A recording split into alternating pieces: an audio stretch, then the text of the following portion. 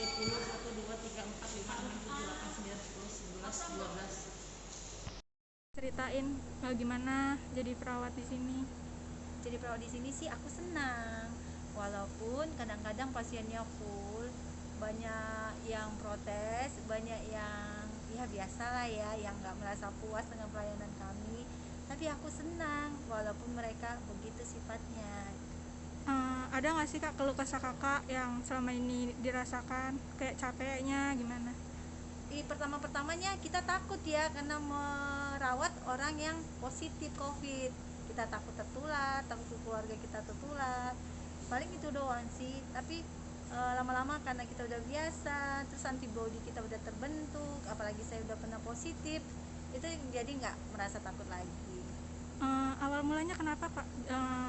Bisa dijelasin nggak? Kok bisa kena gitu positif? Saya kena itu mungkin dari pasien ya.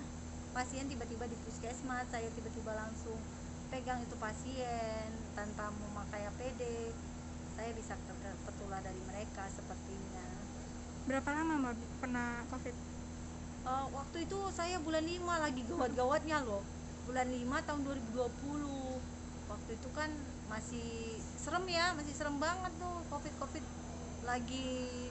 Saya pertama di kompleks saya yang positif, terus saya dikucilkan, keluarga saya dikucilkan gitu. Tapi sekarang udah kayak biasa ya, nggak terlalu bagaimana lagi, masyarakat nggak kayak dulu langsung dikucilkan, langsung di lockdown, langsung serem deh.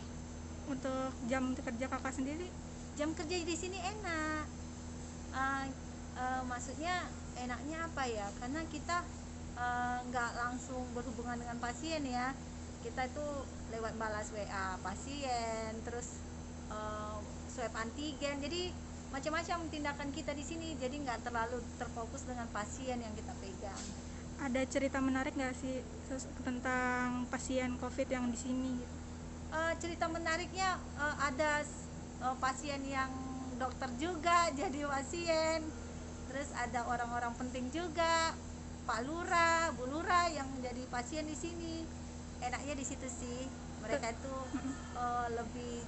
lebih mengerti tentang COVID dan mengerti tentang pelayanan di sini gitu.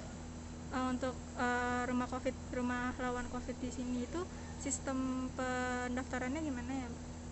Seharusnya kan lewat puskesmas ya, puskesmas nanti mereka itu di screening oleh puskesmas, ternyata mereka positif atau mereka positif, terus memberitahu ke puskesmas. Satgas puskesmas nanti menghubungi kita, menyiapkan berkas. Kalau rumah lawan covid ada kamar, mereka akan kirim lewat ambulan gitu kak. Untuk keluarga kakak sendiri, apakah ada keluhan atau kan takut sebelumnya, gimana tuh? Pertama sih takut banget ya, bahkan mau kepengen resign, nggak usah jadi perawat lagi.